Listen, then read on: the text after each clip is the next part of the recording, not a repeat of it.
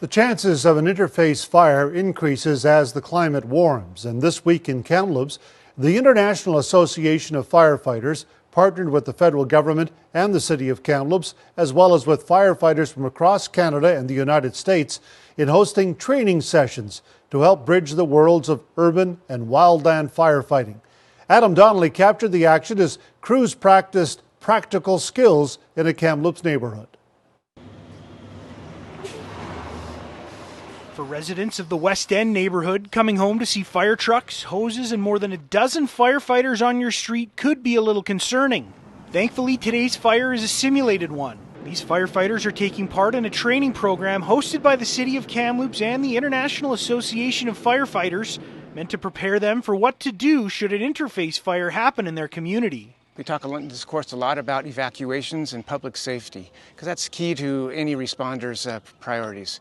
So coming in, safely assessing the area for themselves, and then moving people out of harm's way, and then defending homes is the overall strategy. Sticking out like that, okay? Firefighters from across Western Canada gathered in Kamloops for the two-day training event to learn from instructors like Phil Veneris, who has more than 35 years' experience with CAL FIRE. The lead Canadian instructor is Kamloops Fire Rescue's very own Mark Bryce, who says it's important to be agile when interface fires break out.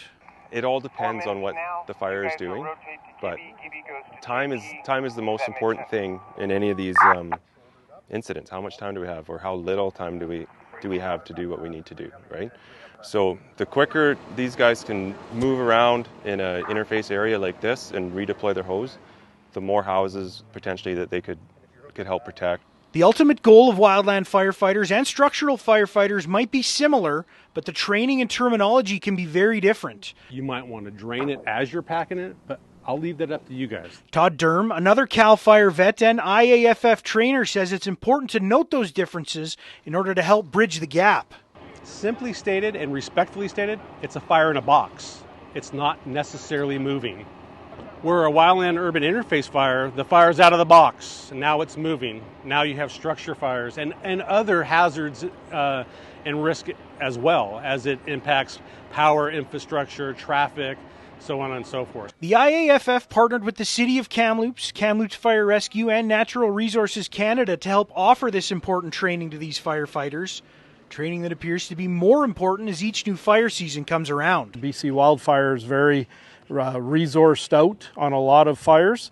Having this type of training to know the tactics and to be able to do it safely for our firefighters to protect homes and protect structures is key to what we do. Adam Donnelly, CFJC News.